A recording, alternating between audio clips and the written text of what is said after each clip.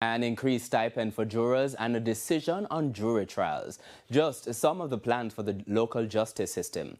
Portfolio Minister Delroy Chuck detailed the objectives at the first meeting of Parliament for 2026. Dwayne Anderson reports. The criminal matter involving dancehall superstar Vybz Kartel highlighted glaring weaknesses in the local justice system. Those weaknesses subsequently contributed to the release of the entertainer. Justice Minister Delroy Chuck told the country via Parliament on Tuesday that 2026 is the year lawmakers will bridge the legal gap regarding jury tampering. In an instance where there's evidence of jury tampering or a real and present danger that jury tampering would take place, and the interest of justice demands it, a judge may discharge the jury and order that the trial be conducted without a jury. The Judicial Committee of the Privy Council, the JCPC, in a much publicized case in evaluating our legal landscape, indicated that this is a power that is absent in our jurisdiction, but present in England and Wales. The absence of this power places judges in a precarious position. On the topic of jurors, the Justice Minister said the stipend granted to jurors will also finally increase.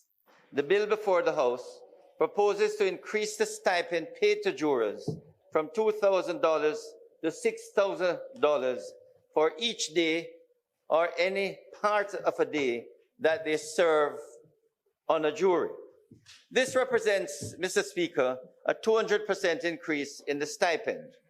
While the adjustment is modest, it reflects, Mr. Speaker, an acknowledgement of the financial burden that jury duty can impose on ordinary citizens who set aside their important daily responsibilities to fulfill this important civic obligation.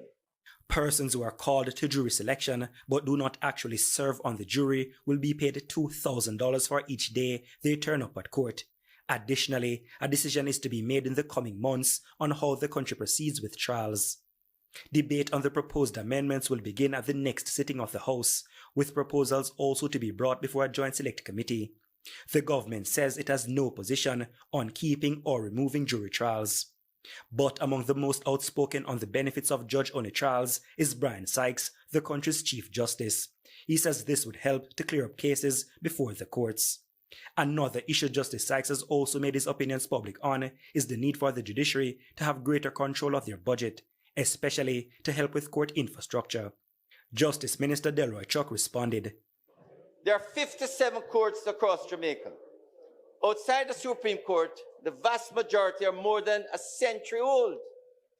But for the effects of the devastating hurricane, most of them are in the best shape they have ever been. In the last financial year alone, we spent $558 million to renovate and improve courts. Dwayne Anderson, TVJ News.